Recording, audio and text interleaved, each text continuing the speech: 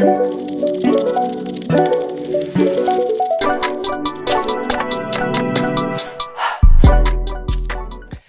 right, we're back for episode 8.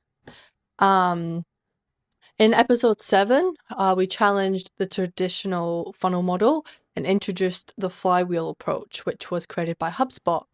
It's a much smarter, more sustainable way to grow your business by putting customer experience at the center.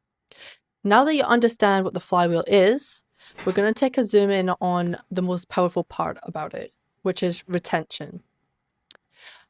This topic is so important when it comes to building a business and a brand. It costs 5 to 7 times more to acquire a new customer than it does to keep an existing one.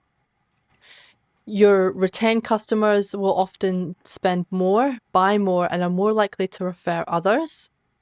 And retention isn't always just about brand loyalty. It's about building a community around your brand.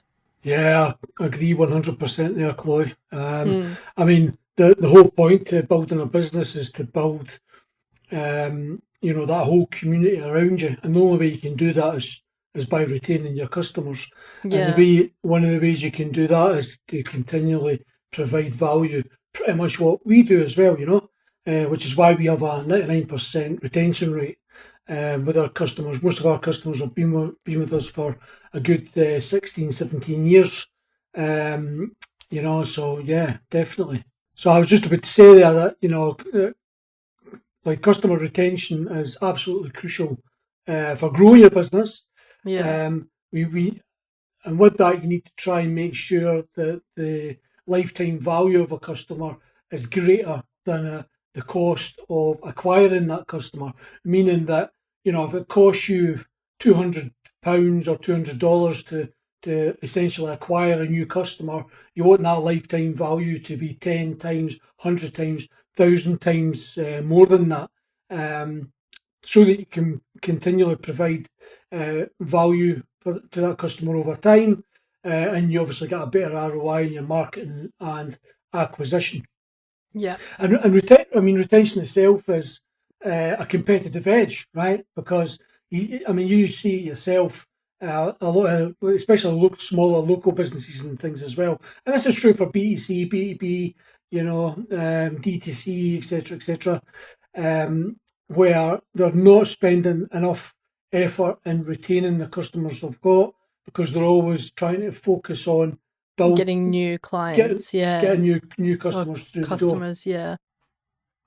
And so it's really important to try and flip that, so that once you've got a customer, you try and treat them like a king or a queen, so that they then provide you with customer loyalty over time as well. Yeah, that's exactly what we mentioned in the last podcast, that your customer is the hero, not your brand. And that comes when it comes to, creating customer loyalty and retention. That is like paramount to keeping them around, I guess.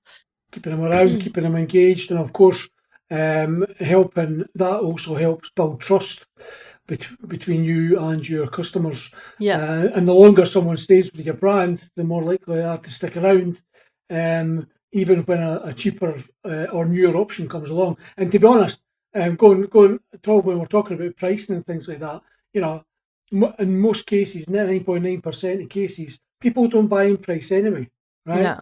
They buy from people that they know, like, and trust, and know, like, and trusting someone is all about trying to build that community, helping people with wherever they are in the customer journey, and their and that kind of life cycle, if you like, and allowing the customer to try and build trust with your brand itself. Yeah.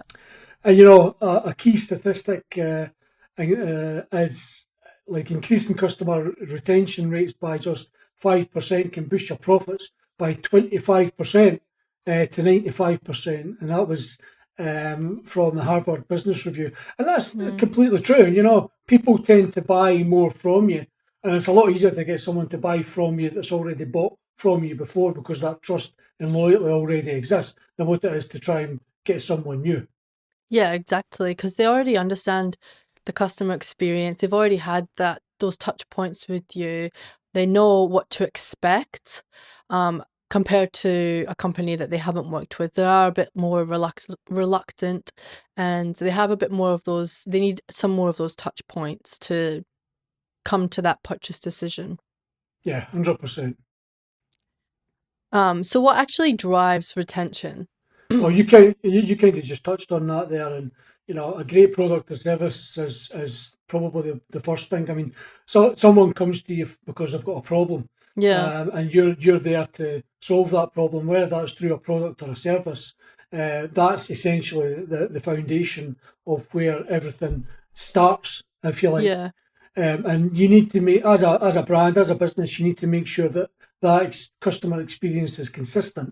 yeah, Um, so customers want to feel understood, they want to feel valued every time that they engage with your brand, and they want to feel that same experience all the time. That's why they'll continually keep coming back, and that's why they'll then refer you to their friends and family and colleagues and things. You yeah, know, um, and you'll find that through that, like, proactive communication, where brands are following up, educating, and checking to make sure that they are top of mind. And this is all to do with advertising, visibility, and emails, and all these other touch points. It's about creating that kind of emotional connection where people want to stay loyal to their brands that align with their values, even, and their yeah, lifestyle.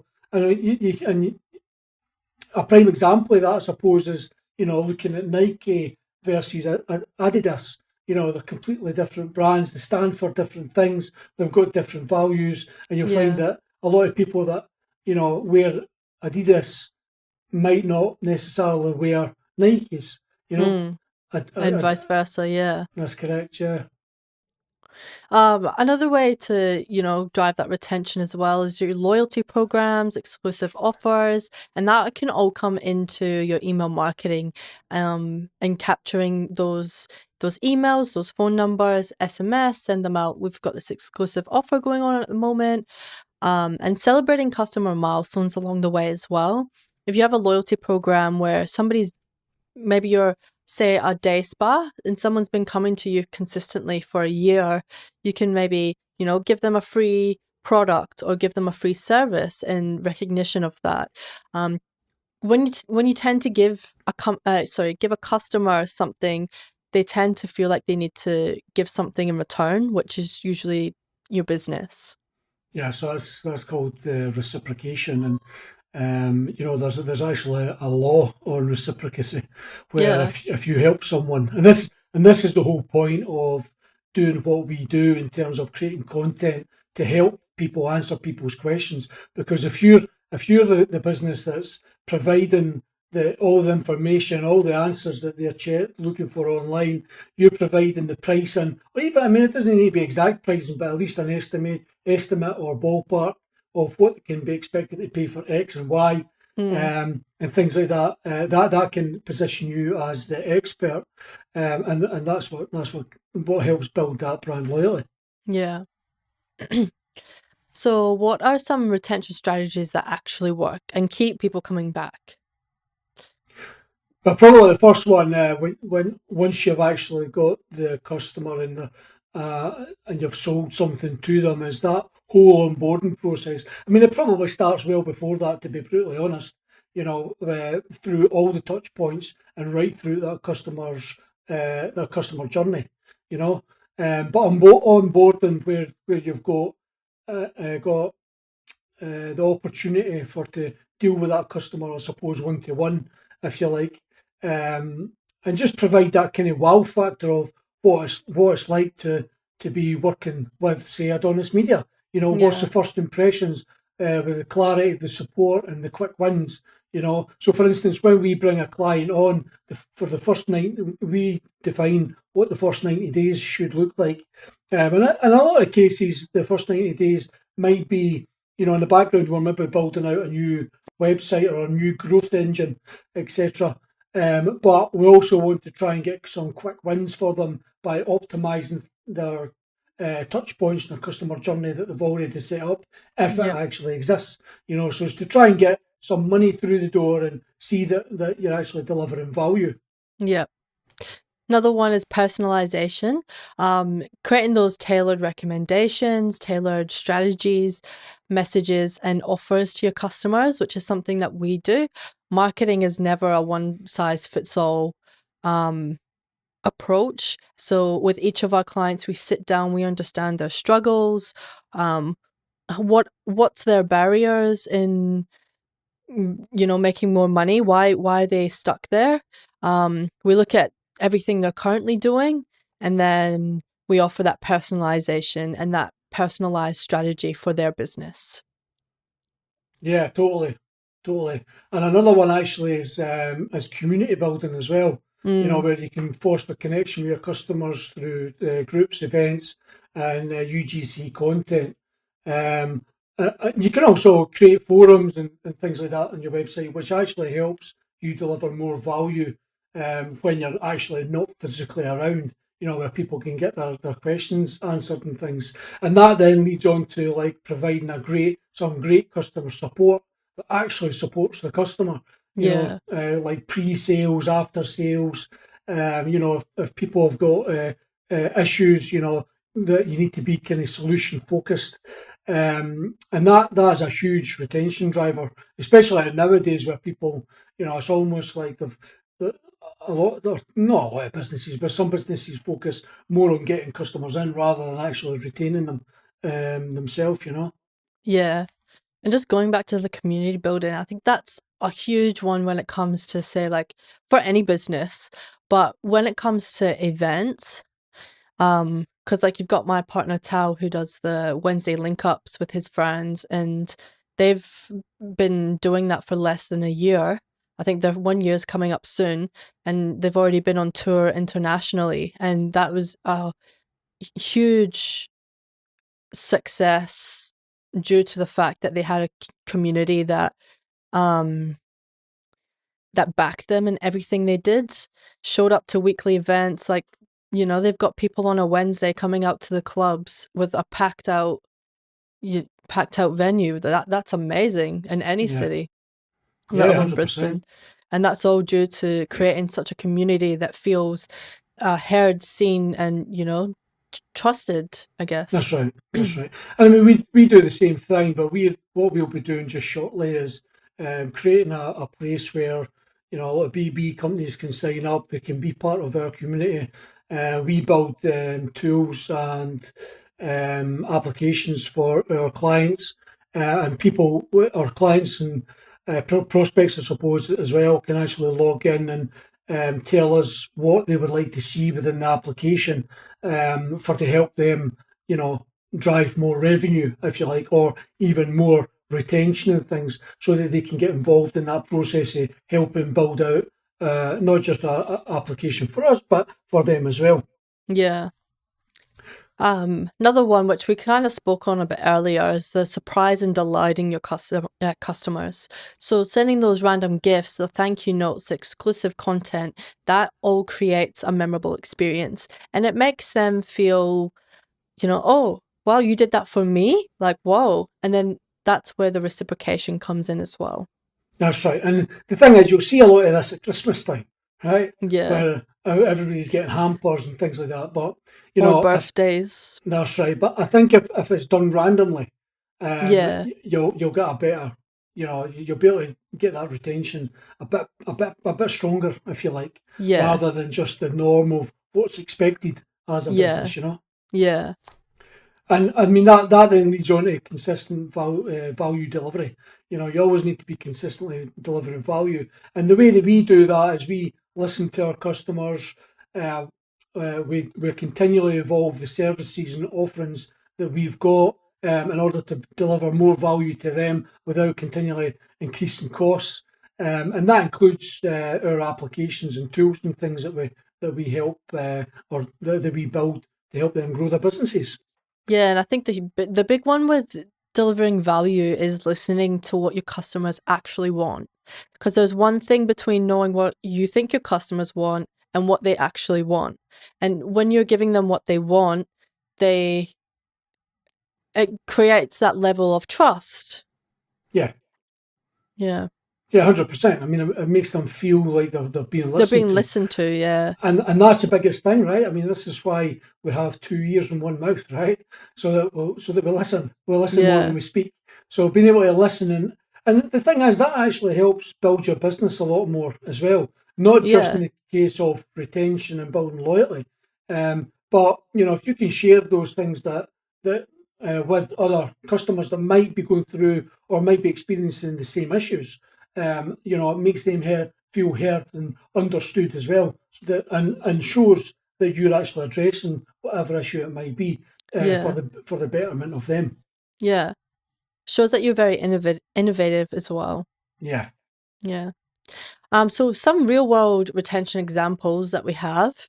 The first one is Spotify. This is an amazing one that keeps users continually wanting to come and use Spotify. So every single year, I think it's about just before December, I believe. Um, they come up with a Spotify Wrapped, which keeps the users engaged and excited. So that'll show from like your top 5 albums to your top 5 playlists, top 5 songs or 10 songs. Um, and then it'll go to show um, your top songs for the year. The Spotify Wraps are absolutely amazing. It keeps everybody coming back for more. yeah, And it keeps them excited for when it does come out because you're sharing your top songs. It's given brand exposure to Spotify without them actually having to spend money on marketing. yeah, amazing. Mm, And that's the thing when you get your community involved as yeah, well. It can make a massive impact and help you grow. yeah. So Starbucks, so they do a rewards app. So every single purchase you make, it feels a bit like progress because you get money back rather than just a transaction. And I believe you get like a free coffee or it's like get 5 coffees, one Yeah. free, that kind of thing. Yeah, listen, that's exactly why I used to go back to Starbucks when we were near one. Yeah, well, that's why I go to Zarafas because they have a rewards card, and I used to go there all the time because the coffee's pretty good as well. Yeah, yeah, Um, but then you spend so much and you get free ones anyway, so it's like, oh, well, I'll keep coming here if I'm gonna get coffee from anywhere, and that's brand loyalty that right there. yeah, yeah, totally.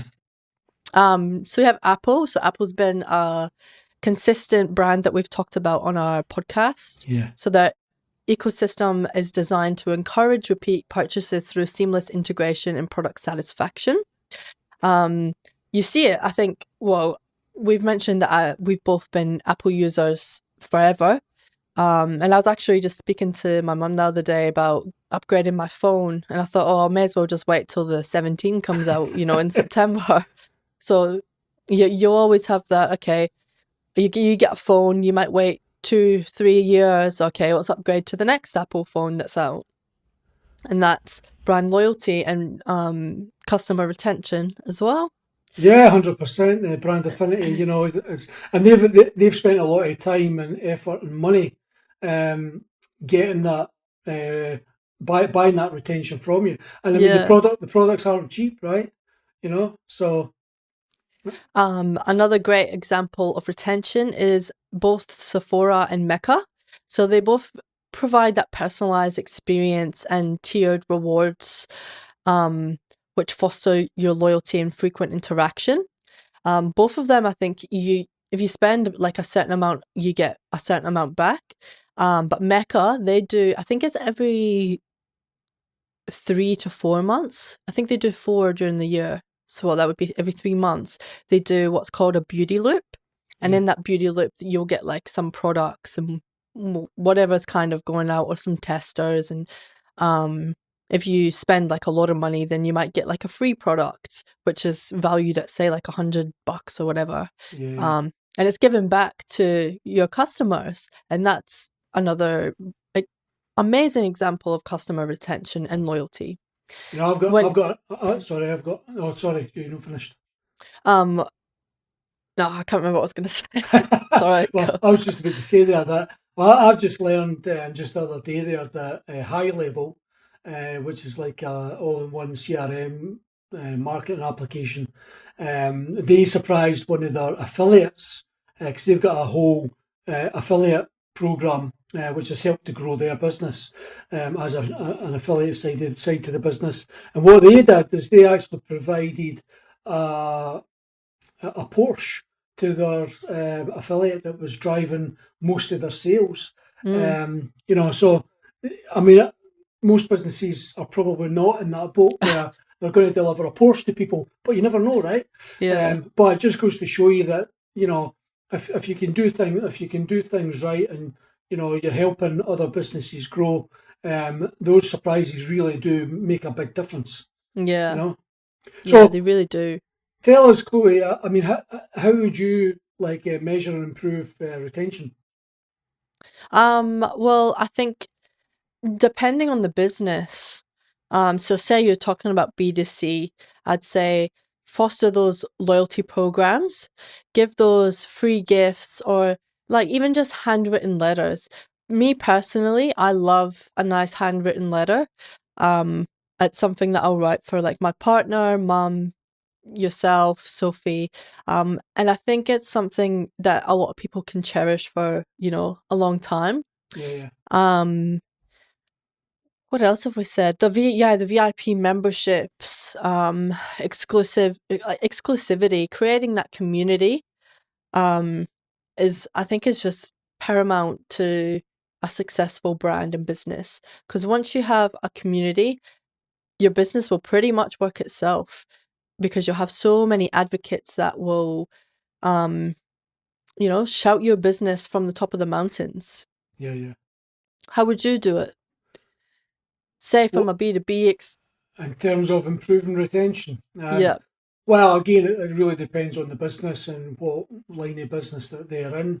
I think making sure you've got a fantastic onboarding program, making sure that you're always innovating, you're always answering the questions that your customers have, you're always providing value. Yeah. I mean, you don't need to be um, surprise your customers with products and services and things. But if you can, then that's obviously a good thing if your business can afford it. But I think just providing the value that you promise, I suppose, your brand promise, and delivering on that is definitely something that will help improve retention. And I Yeah. mean, the ways that you can measure and track that is through repeat purchases. What's the repeat purchase rate, customer churn, customer lifetime value. How much is that customer spending over the lifetime. You can determine the net promoter score. We've all seen the net promoter score. You got values from 1 to 10.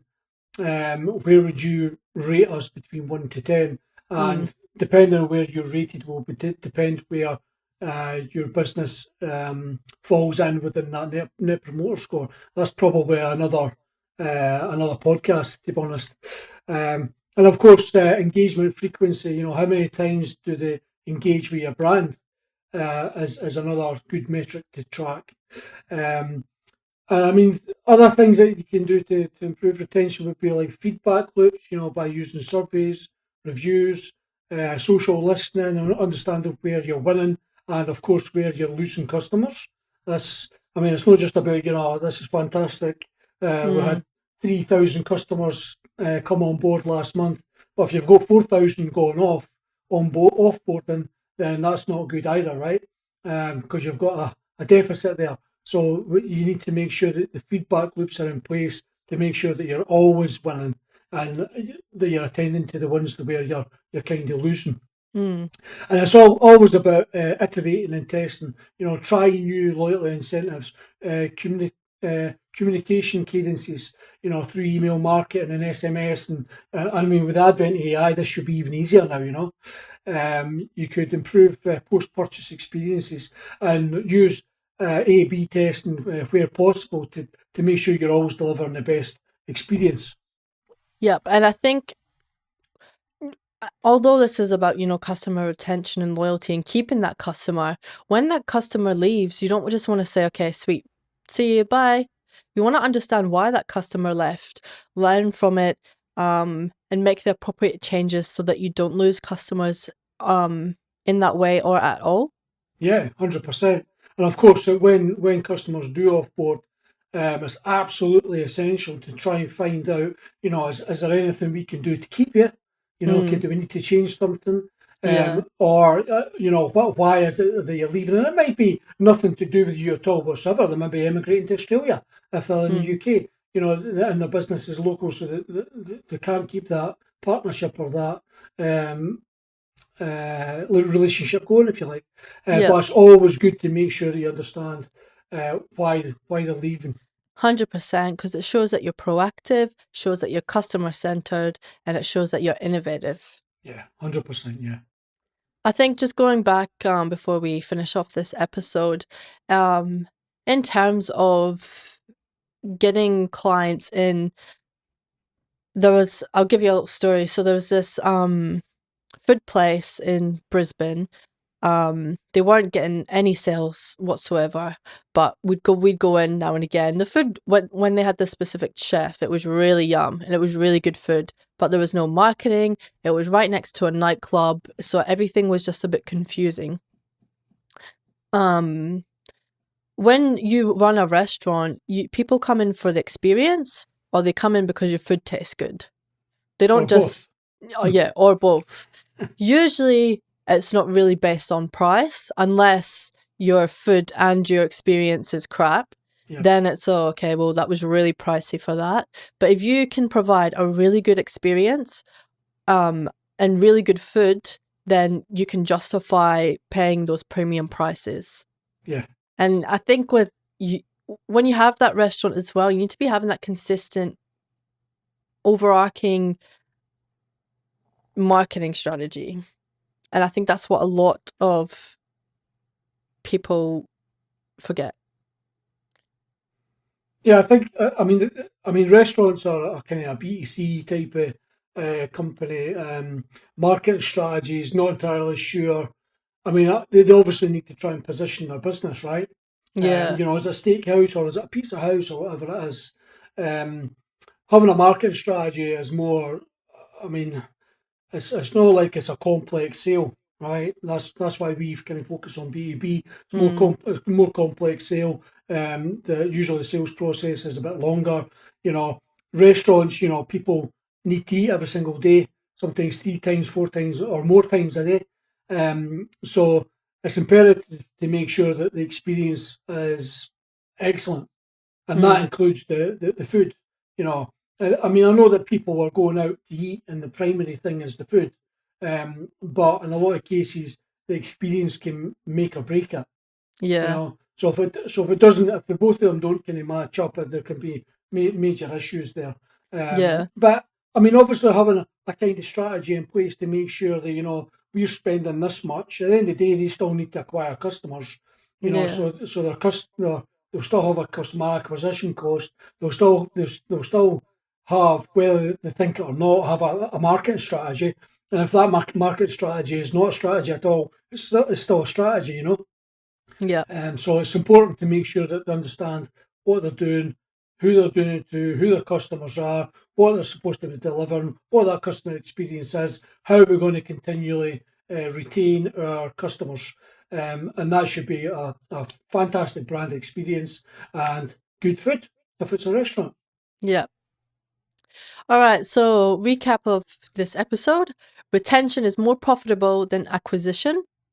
Emotional connection, consistency, and personalization are literally at the heart of loyalty. And brands that prioritize retention will grow faster and stronger. I've got a little challenge for you again this week. I want you to identify one area of your business where you can improve retention.